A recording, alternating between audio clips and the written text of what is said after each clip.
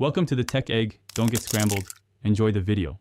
In this video, I will show how to make bone broth collagen easy guide.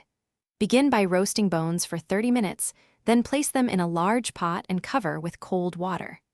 Add 2 tablespoons apple cider vinegar to help extract collagen, then bring to a simmer and skim foam. Add vegetables, herbs, and 1 tablespoon salt. Simmer low for 12 to 24 hours, then strain and cool.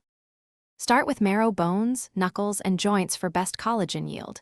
Use cold water and vinegar, keep at a gentle simmer, and avoid boiling. Skim impurities early, add salt near the end, and cool quickly to remove fat.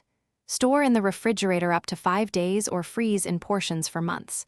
Reheat gently and enjoy as a sip or base for soups and sauces. Rotate bones between batches to vary flavor.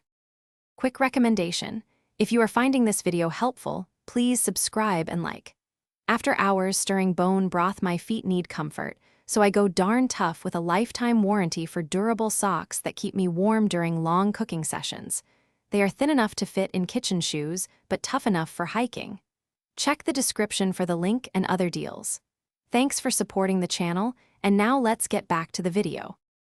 Quick method: roast bones for deeper flavor, then add to pot with cold water and vinegar. Bring to simmer, reduce heat, and cook low for at least 12 hours. Add herbs in last hour and avoid acidic ingredients early. Strain through fine mesh, cool until fat rises, and refrigerate or freeze in portions.